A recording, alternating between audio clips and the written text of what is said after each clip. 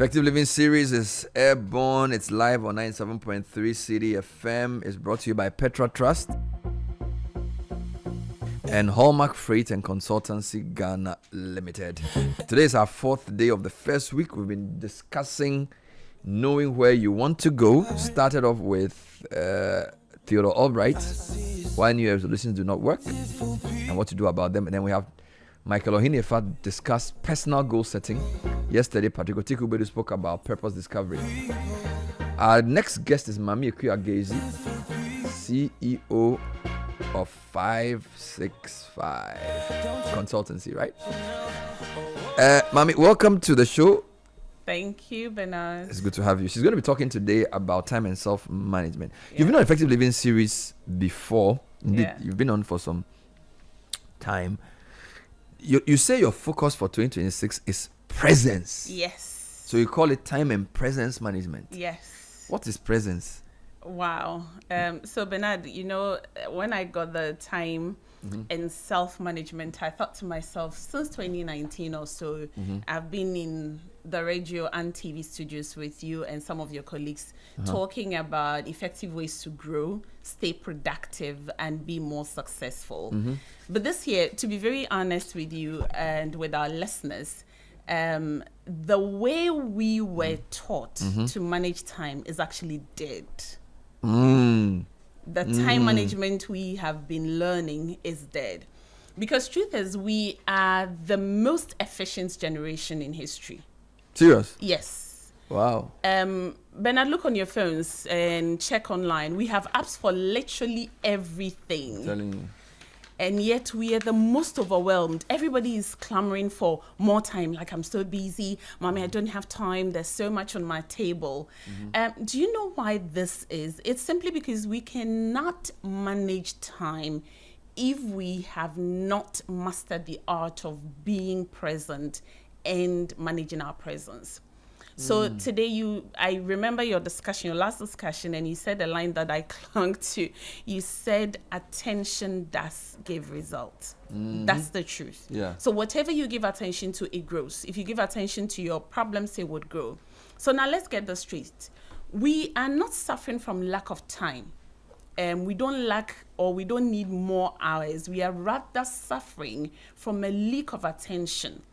We'll sit with people at dinner. We have family time together. We are in church listening to the sermon. Students are in class and everybody is doing 4 things at a time. There's TikTok video playing. There's WhatsApp messaging. There's Telegram. There's all sorts of things. People are trying to capture things on their drive. We are, every time we are checking a WhatsApp notification in the middle of a meeting or a conversation, you are now paying what I call the attention tax. The attention tax. Yes. And I can bet you this tax is actually the most expensive right now because it costs you your clarity, it costs you attention, and it costs you the focus that you need for the things and the people in your life. Wow. And that's what's going to be the focus for me this year, because we go over and over about what to do. I've talked about time blocking. We've talked about managing the people in your circle. But we've realized that in 2026, the greatest competitive advantage is not about being the fastest.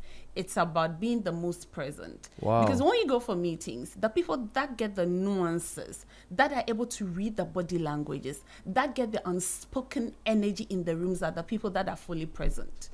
So focus and concentration is critical. Yeah. You use the expression attention tax. Yeah.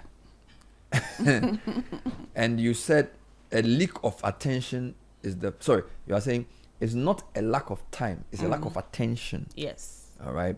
Can you talk a bit more about how this attention tax is affecting people's personal lives and the way leaders show up in their teams? Good. So when people are leading teams or projects, or even in our personal relationships, when people are seated, I've had instances where you go out, you have a date with somebody, and the person is constantly on their phone.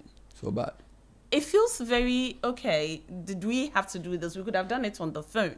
Because sometimes it's just about having that eye contact. Yeah. I've sat with my team. Yeah. I'm facilitating a session, like we have a retreat, planning for the year. Exactly.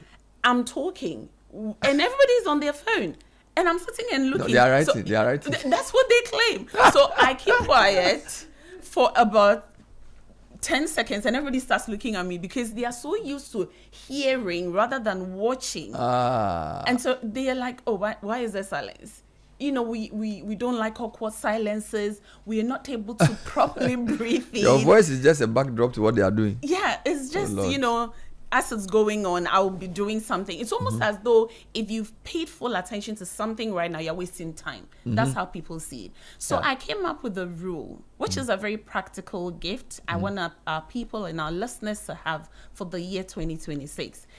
Because people ask me, you know, Mommy, I'm a mother, somebody is a CEO, you are very busy, manager of people, projects. Some people are solopreneurs, some people are leading project. Oh, Mommy, I'm a Gen Z. You know, I was born with this. This is me. The alphas are also coming into the workplace. Some people say, you know, Mommy, I'm a preacher, I'm a minister. Some people are texting me with their problems. How do I stay focused when I'm in conversations without feeling that I'm ignoring the people? How do I find the presence that Mami is talking about? The answer is really not about taking long vacations. So you're thinking, okay, maybe if I took off about a month and I didn't have my phone and my laptop and my iPad or my tablet, then I can be fully present. They are not bad in themselves, but they are not the full solutions, Bernard, that we are looking for. What I want to suggest is what I call the 5-5-5 rule. The 5-5-5 rule. Yes. Oh. So it's about the 15 minutes first when you wake up. So your first 15 minutes on waking up can determine how you can be present throughout the day. Hey. Yes, it's very powerful. The first 15 minutes when you wake up. What you do in those 15 minutes will determine how your day goes. So it's the 5-5-5 rule. And this is how it works. Very simple. When you wake up for the first 5 minutes, I want you to practice what we call the stillness. All right. So right now, anybody listening to me, just take 3 seconds and breathe in properly. Feel your breath. And out. So the first 5 minutes when you wake up, just do nothing. It feels like a waste of time, right? But don't touch the phone, because I know the alarm went off on the phone. So you want to go and put off the alarm. And that's how you see Bernard's indication of notification. No, are you coming on the show? Can I expect you? No, don't get on the phone yet. For those who wake up with the coffee. Cover is being blown. For those who wake up with the coffee in mind, don't go first for the coffee cup. Just sit on your bed. If you have a couch in your room, wherever, on your mat, on your mattress, even if you're on a bunk bed, just sit for 5 minutes still. Hey. The point is to live in your body. So you are inhabiting yourself. Charlie. So you want to feel your body. Okay, I'm awake. I'm alive. You may have pains in your back. Your leg feels twitched. There's a numbing headache. You're not, but just sit and know that you are awake. So for those 5 minutes, 5 minutes, there's 5 minutes, because Bernard, if you do not inhabit your body, and you can attest to this, all those of us who run very fast-paced mornings, if you don't, you realize that by 2 hours into your morning, the world has taken over you. Charlie. You can't kind of figure out. No, you know, and every time we're doing that. So all I'm suggesting is that you just take those 5 minutes and be still, do nothing, and feel your breath. So that's the first your body. 5. Yes. The second 5 minutes, I want you to do what we call the brain dump. Hey. Yeah. So pick a sheet of paper and please make this physical, because we don't want to go on the digital yet. Pick a piece of paper, a book or whatever, and just dump everything on your mind. Your worries, your fears, your thoughts, your plans, your visions, your dreams, anything. So it's almost like journaling, but this is really not structured. I don't want you to focus on the structure of it. Just dump it. I'm concerned about my car. Today I don't have fuel, but the weather is very hot and I need to sit in air condition. I don't know how I'm going to manage the day. You know, just anything that comes to mind. Because when you say brain dump, it's just dumping everything on your brains onto paper.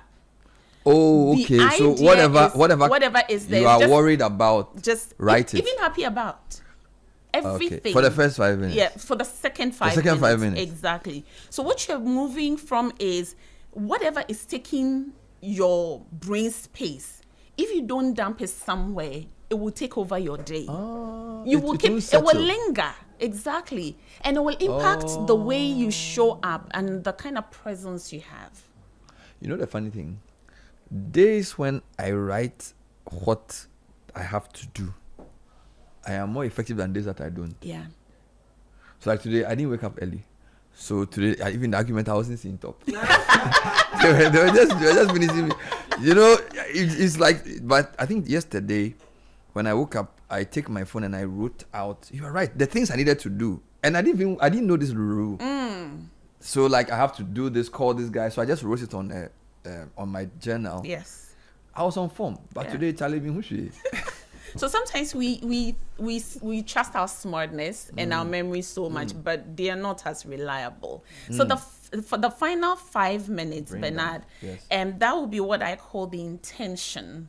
So in the final 5 minutes, the questions you want to ask is, how or who do I need to be today? Who do I want to be today? Do I want to be the person that is going against the grid? So everybody is talking about Galamsey being the cause of the water problems we're facing. Bernard wants to look at it from a different perspective. Really? Do you want to be the conformist? Do you want to be the kind person? Do you just want to be the person that's walking past everybody in the office, in the market, at the shop and smiling? Just decide who you want to be. So for me, for instance, when I wake up, my practical 555 is I drink a bottle of 500 ml of water every morning without Therapy, no. Water therapy. you know. Then I do my 555 and then I do my quiet time. So this is before you even pray. Yes. Hey! Charlie, seek ye first the kingdom. Wait there, Charlie. No, I have to call your pastor. You mean I should do this 555 before I Bernard, pray? let me challenge This you. is a hard saying. Yeah. But Bernard, you see, the moment you're present, you Yes. felt your body. Yes. The moment you have dumped everything on your head, Yes. and you have decided who you want to be. Charlie. When you're reading the Bible, you get into studies rather than making it just a to-do. I'm serious, because you go into the word with a bit more presence. No, it's true. What you're saying is true for normal people, but I'm not normal. Because if we have time, we have to be here.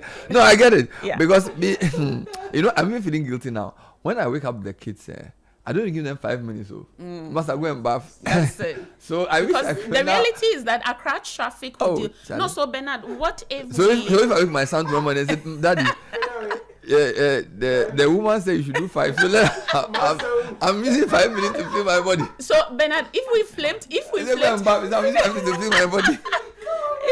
if we flipped this to the night before, what it means is that we need to manage our going to bed, Okay, so we okay. wake up a bit more early. So factor the 15 minutes, the first 15 minutes in your waking up. Because if you are waking up at 5 and you have only 45 minutes to hit the road to be able to arrive at work, to miss traffic and all of that, getting 15 minutes that can change everything. Because you sit in heavy traffic. You know, I'll tell you something. Your second 5, you know, Yeah. sometimes when I don't resolve issues the night before in my head, it affects my sleep. Yeah. So when I write out the plan the night before, I'm able to sleep better. Good.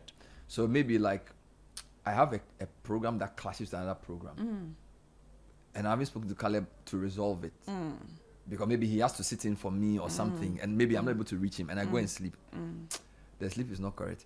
If I'm able to do it or write it or sort of process it, the sleep is very sweet. So maybe the 555 can be done before bed. You could. you have to decide how it serves your time. You know, I've always said that these things must be factored in your context, in your reality, and in exactly what you want to achieve out of it. Yes. So all we are talking about, this is still managing your time. And I am talking about making a more presence management, because we are running against time. I like it. And it is because we are not able to process ourselves to be more present at everything we are doing. This is Effective Living Series. I guess Maame Gaisey, and she, interestingly, her organization is called 565. Not 555. And she said two big things here, that your problem is not time management or lack of time. Your problem is presence management. And that this generation actually is very efficient, because we have a lot of, we can be more efficient than 10, 20 years ago. Yeah. So the problem is attention deficit. Attention is leaking, so it's called an attention tax. So you're in a meeting, you're talking to somebody, you're on WhatsApp, you're not focused on the meeting.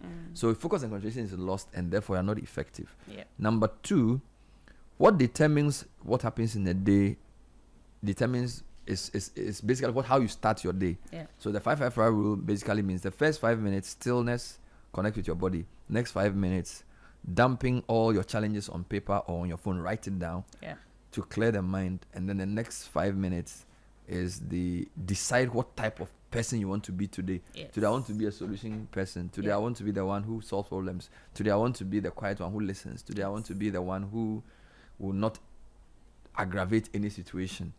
Wonderful. Now let's announce. If you have any question or comments, 053-998-6996. That's the number.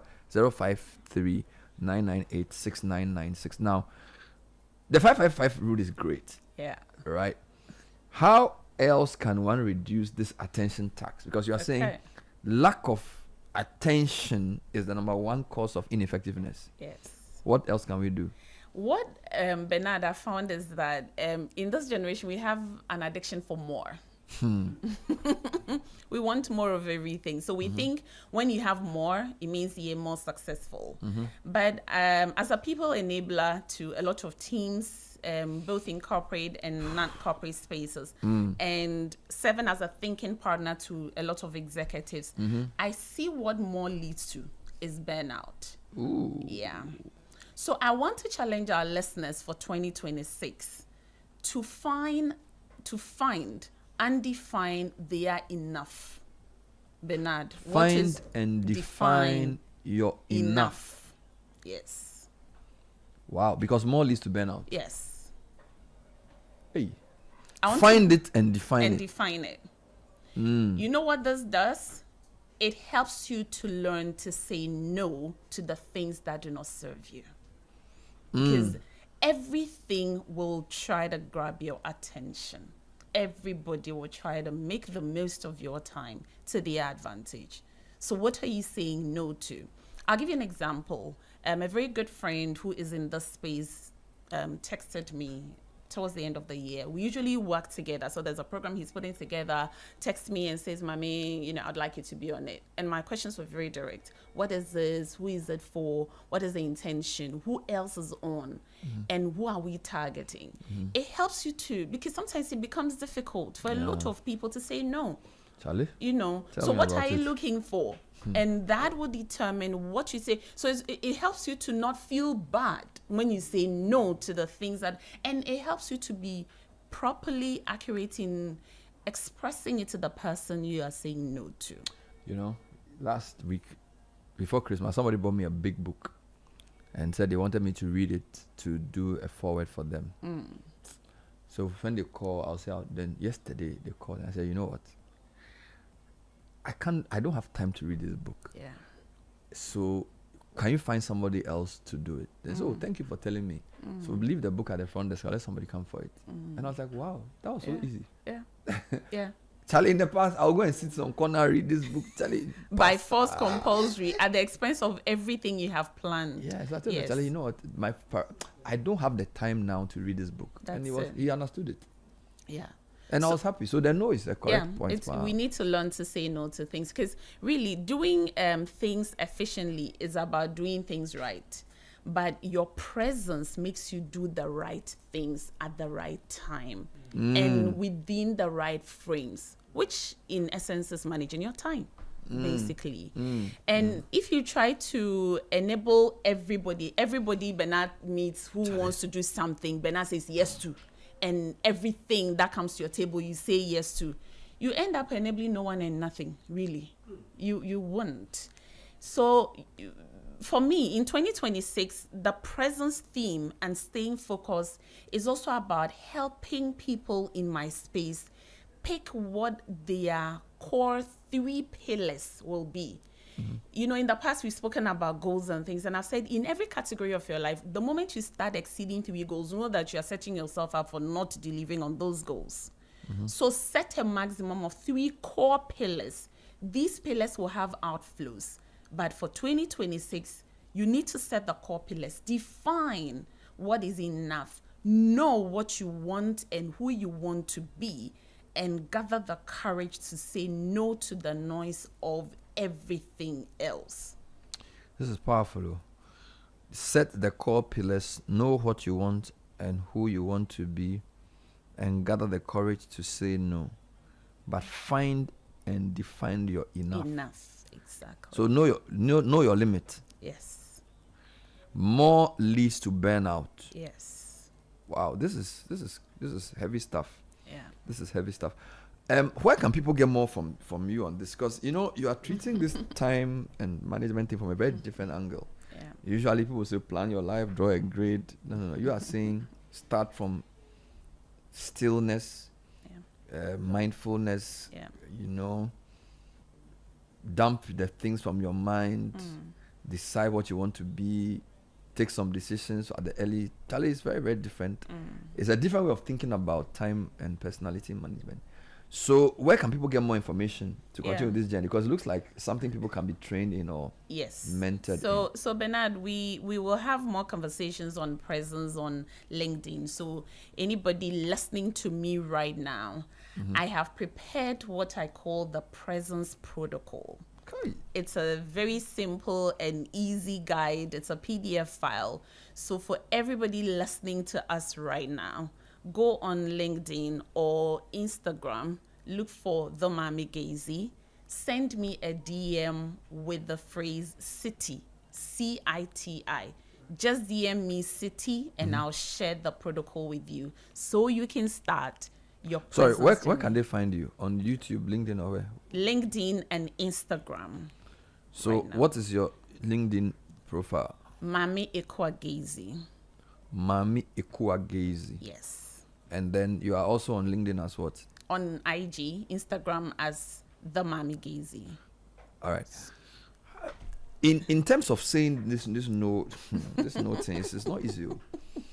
I feel like uncluttering my life is a very important part of my day.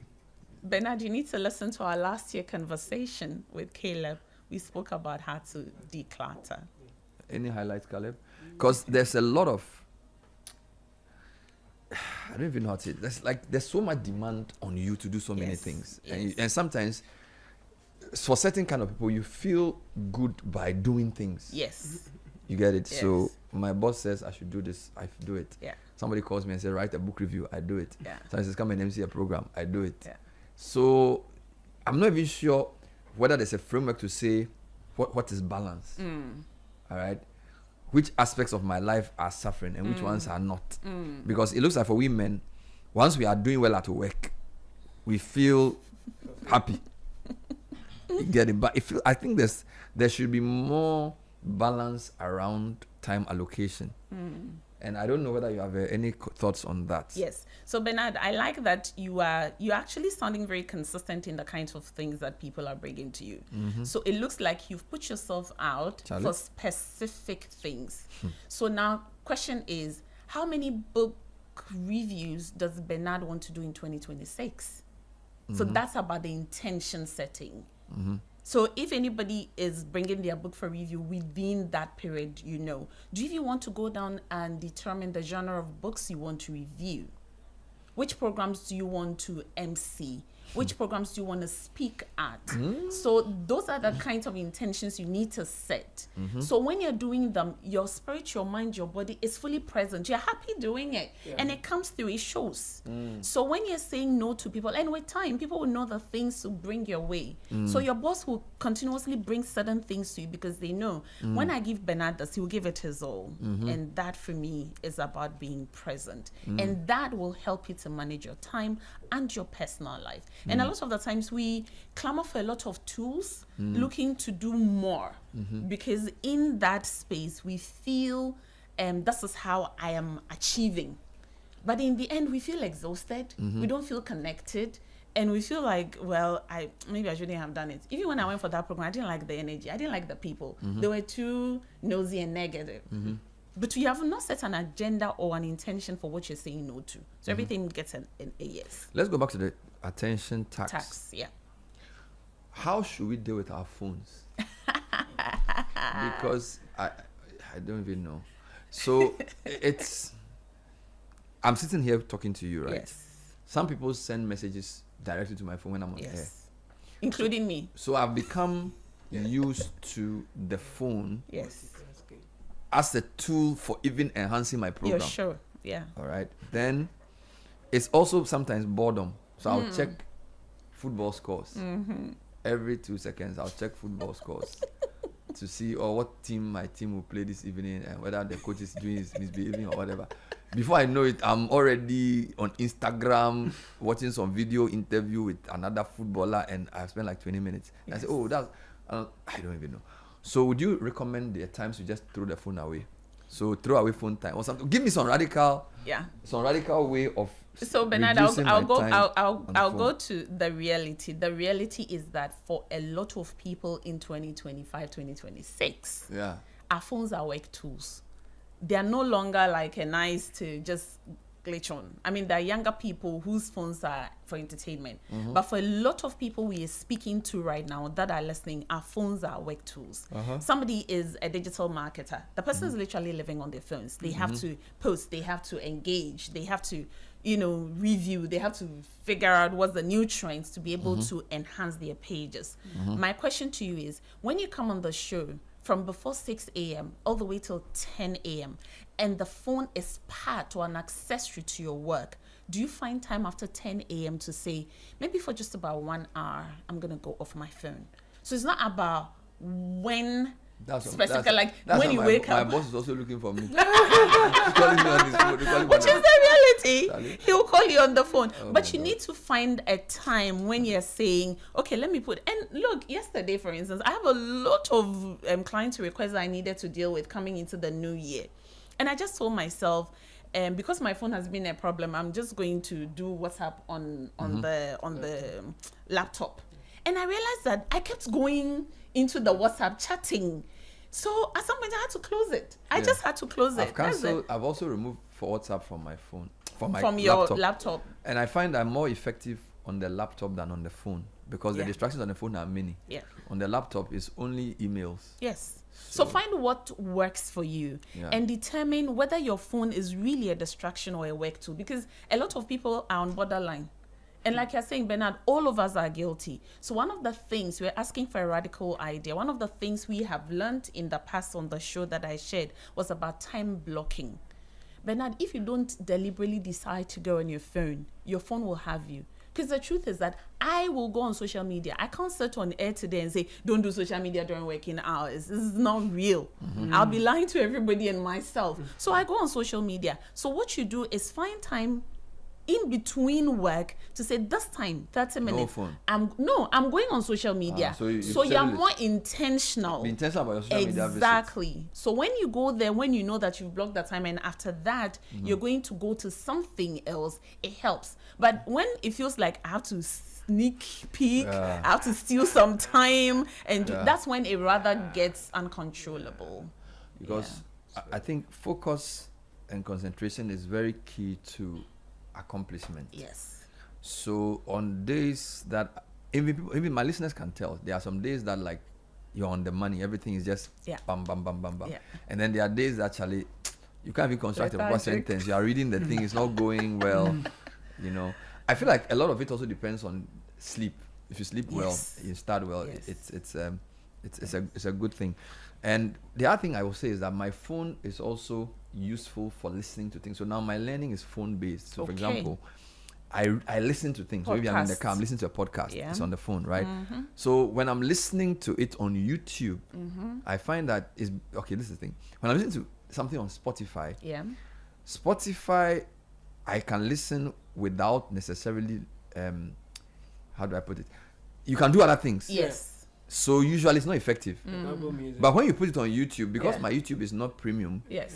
you have to just keep it on the YouTube. Yes. So you can skip all the adverts. No, but you see, they So are annoying. not, but they are annoying YouTube adverts. But if you are listening to, like, say, a podcast on YouTube, Yes. you are forced to keep it on the YouTube. Yeah. But if you are listening to a podcast on Spotify or whatever, you can still be doing WhatsApp. WhatsApp. You can still be checking football. IG. Yes. So I feel like, for me, it's a hack for me. Yeah. So I listen to YouTube. Is actually one of my more. I listen to more things on YouTube, now, YouTube. because when it's on YouTube, it has to stay on YouTube. That's it. Okay, because I'm learning, Mm-hmm. but a lot of times I'm listening to something on Spotify and I'm distracted. Yeah. So you realize that even though you've listened to an hour of very good content conversation, I'm not you're conk on it. Yeah. But when I listen to something for YouTube for 30 minutes, You're I- sure it you has my grabbed full all attention of it. because I Yeah. can't do anything else. So that's So you another. pay more tax on Yeah. your attention when This you're attention using thing the is wrong- serious. I even think Yeah. we should start doing chest fasting on phone instead of Yeah. phone. Instead of food. Instead of food. Yes, yeah. like today, my service to God is I won't touch my phone. I'm serious. That would, yeah, it will be a big I'm break. telling you. It will be a big I'm break. telling you because Caleb, you're laughing, but Charlie. No, I deleted Facebook from my phone. Oh my Exactly, God. And and kept it on my so much- desktop. Yes, Yeah. I also did that. I deleted some of my social media is now on my desktop. Yeah. Because when it's on your desktop, you've come to work. You're working. Yes, but if you're on your phone, it's there, Charlie. It's Too it's much for just- concern. you- and your hands keep going there. And the worst ones are the ones they tag you and they Oh you, my you have God. like Kofi Mensah has commented on this. No, I've stopped those things. I've deactivated Yeah. those things. So 'Cause- Bernard, we will be able to do these things, and like you said, there will be a program later in Q4 where we are getting together at a retreat where we will actually phone fast. you do phone fasting. Yes, sir. So that we can be fully present to, Yeah. detox our minds, our bodies, and everything. Are you able to do? So what do you do? Do you do trainings? What do you do? Yes, I do trainings. I do a lot of corporate trainings. I do lots of corporate consulting on organizational culture. We do a lot of work in the HR space as well. Okay. Yes, so And we so you can support teach them. companies how to do this. Oh thing. yes, there's a course coming This up. So 555 watch thing. out.